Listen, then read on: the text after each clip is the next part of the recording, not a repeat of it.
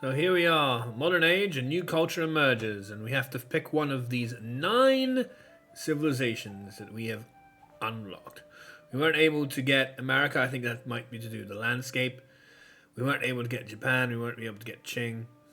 I forget exactly what they require.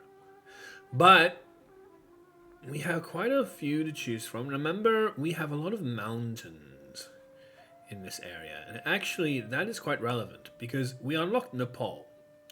And Nepal requires you to have 3 different settlements with at least 5 mountainous tiles each.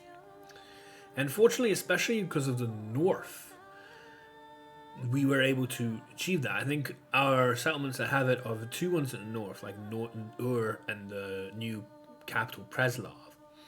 And then in addition, I think the 3rd one that satisfied it was the one with Vinichunka, because it kind of had Vinichunka all to itself.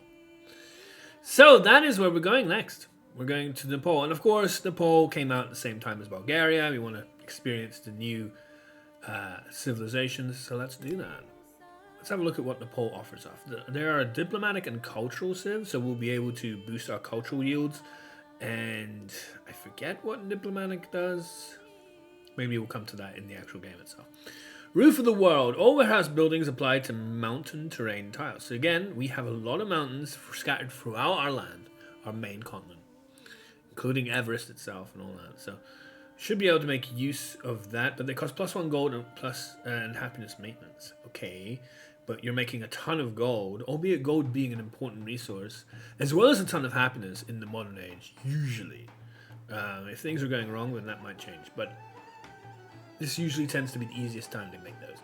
And then plus 30% production towards constructing the Budhanath, or Budhanath, something like that. This is a relatively new wonder. It might have been introduced at the same time. It makes sense it was introduced at the same time as Nepal itself. And I believe what it does is gives you plus 20%, oh, not 20%, plus 20 flat value, friendship bonus, increase with every other civ. That's if you're at war with them, or if you're already best friends. So it begins, turn 1, starting with the legacy path. So, settlements in this lands plus 10% production, you know, that's probably not bad. I would like to get more militaristic points, if possible. I really don't care for the expansion district. +2 per relic, 46. Holy moly, we got an absolute ton, didn't we? That will help us quite a bit get through to the culture and the ideology military path victories. And we want to probably have a diplomatic point along there too for a good measure. All your cities from previous age remain cities. Yes, please. We could potentially take this as well, or we could take another economic victory point. Quarters and science. And not only that, we get this. Plus 20% gold and happiness towards maintaining buildings. Now, maybe I should have tried to get that a little bit earlier, but you know, there's always some variance between games. I'll probably get another attribute point on the economics. I want to make sure we get to those resource capacity on cities if we possibly can. And I don't know. I think we make Bedet a city. It would make sense, because Wazat already is. Wazat obviously is the original capital of Egypt, so I believe that is where we go for that. And have you... Look at that also. This is reloaded, and they actually give me the real names, and not as it may have been in previous iterations of this modern age. Completely blanked out and having no idea what we did. In this moment in time that we have a little bit of a window, we've been building some of those early wonders. We have Muzibo, Azala, and Panga being made. Yes, not necessarily ideal circumstances, but we don't really have many lakes to work with, and this offers You're Welcome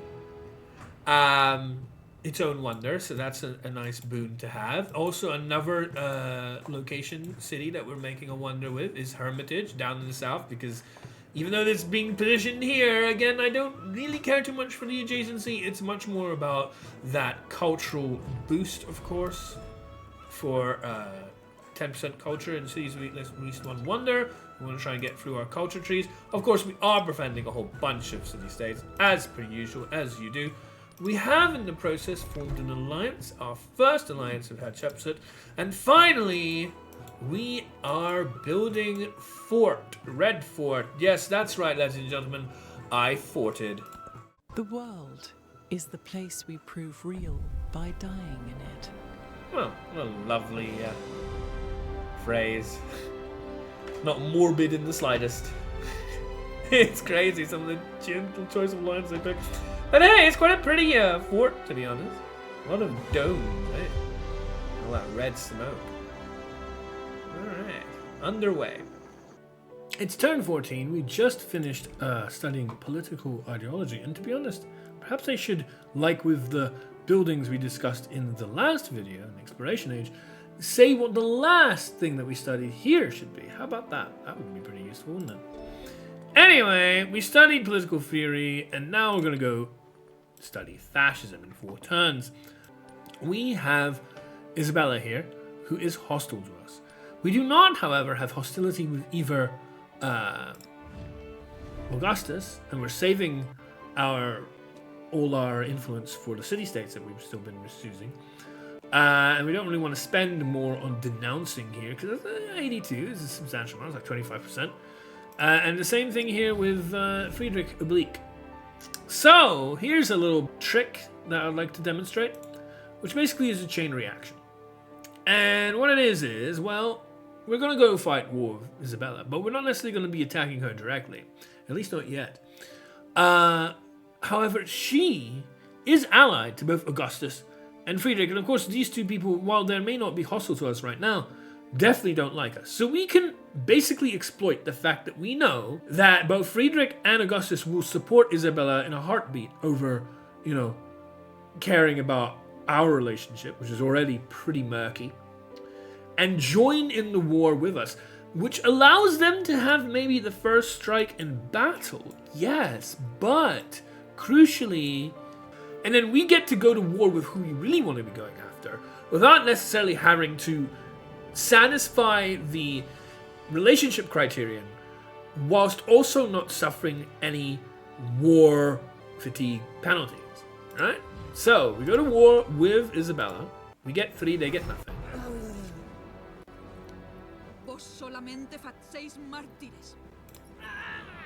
You can see we can buff this more. I don't really care to. I'm not really fighting her directly. If we just pass the turn, by predicting their response, of course, they're both going to go to war with us.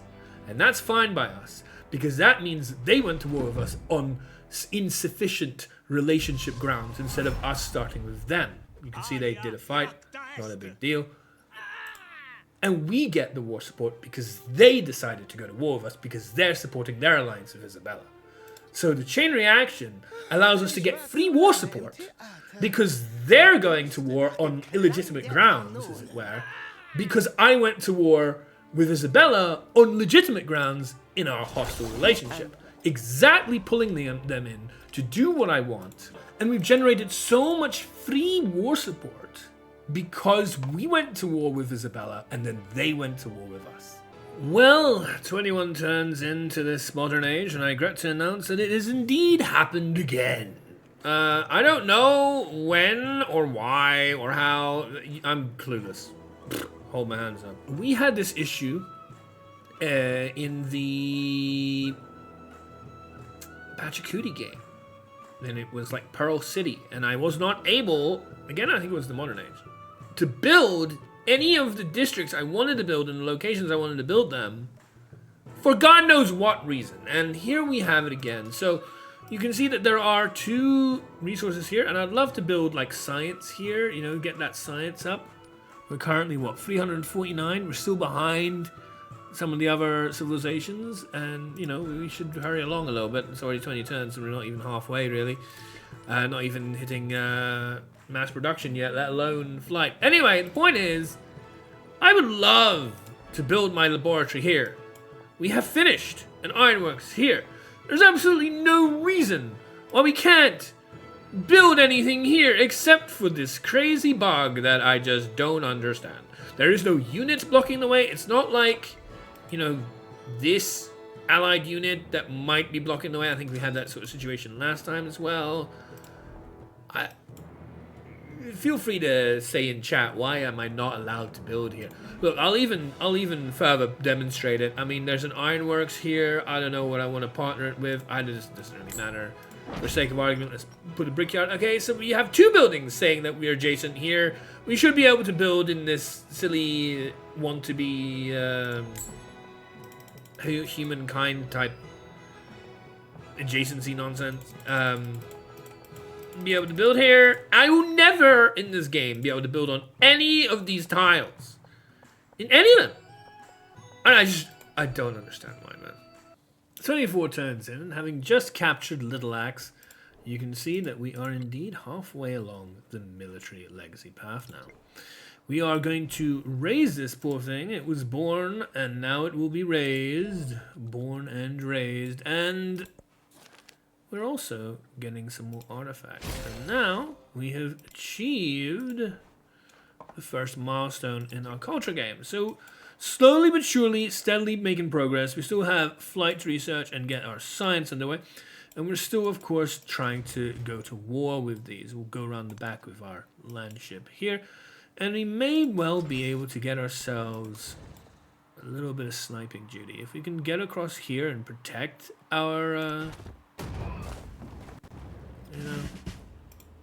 unit, and we can focus fire maybe down this and deal with that, because with the bonus of both firing onto a water tile with a land unit and also the increased damage from the focus fire, we're able to do quite a decent job in thinning the herd.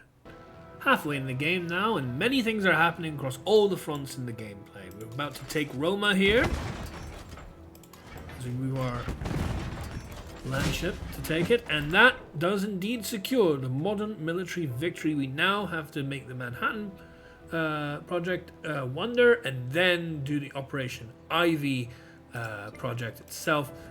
We're also 1 turn away from getting Battersea Power Station, as well as 1 turn away from, no, not the Explorer, the transoceanic flight part of our science race. And we also have an Explorer, because we're at that stage where we've unlocked hegemony, we've researched hegemony, and we can now, excavate natural wonders. And since we have quite a few of them, of what we've already taken from Vinichunka, it will stand us in good stead to help us get closer towards our goals. Now, I know we've already reached the military victory milestones, as you can see here, but that doesn't mean we can't take what we can get, right? So how about we get ourselves Madrid in the process? As you see there, wonderful. I don't really care for Valladolid, and what is Cordoba just an island? Yeah, it is. In fact, we can even defeat that too. Might as well take it. Really suck it to him. He's got like, what, 2 remaining territories? Anyway, let's keep this one. This is a pretty integral, big place to keep, and let's raise this piece of rubbish. Latter stages now, and I'd like to show you a peculiar, though relatively harmless, visual bug. We have here an Explorer, and if we look at its own vision, we can see that it's telling us there is a ruin here, but as you can see, we cannot see any details of this ruin whatsoever. I don't know where it's gone. It's completely doesn't exist. It's invisible. But we'll take every help we can, because we are still lagging behind in artifacts. So we'll make that archaeological site. At least we can see that. And we will be 1 away from the 2nd stage in our culture legacy path. Well, who'd have thought it, eh? After all the war, we finally end the game with her being helpful to us. Plus 78. And why? Well, it's all in the face of fascism. And these numbers don't even make any sense, by the way, because this is 2 plus 208 versus plus or minus 190, 250, 260, 310, 350. I don't know why, but it is always because of fascism and because of the ideology. It's also why we now no longer have friendship with Xerxes anymore. It is really funny. And so it has finally come to this. With 56 turns on the clock, we have ourselves 1 turn on Operation Ivy, 1 turn on crewed space flight. We already shown the katana positioned, primed, great banker, and we did indeed build back in our original capital, World Fair. So let's see who won this time around, huh? Huzzah! It's a culture victory today! Which is weird, because that was the last one that I made out of the 4, as you noticed. So maybe it's got nothing to do with the order in which I do things in the game itself. I guess it's completely random. Though I don't know if science ever been the one to do it. Oh well. Let's have a look at what we did during the game in the stats. So 1276, more than double the economic points because I just leave it running all the way to the end of the game. 4 more points in ideology because we did manage to take Madrid as well, didn't we? So a little bit more. The 4 out of 3 is of course because it completed spaceflight in the last turn because everything was completed at the same time, apart from obviously economic. And then the same thing with geographic society. Legacy points, 38 again. That tends to be usually what I get. 36 is the usual you'd expect, and then maybe a couple of bonus points from some events and whatnot. And then of course nobody else came even halfway. And there you go. I hope you enjoyed this video, and if you did, don't forget to follow the channel, like the video, maybe leave a comment below, and I look forward to seeing you again.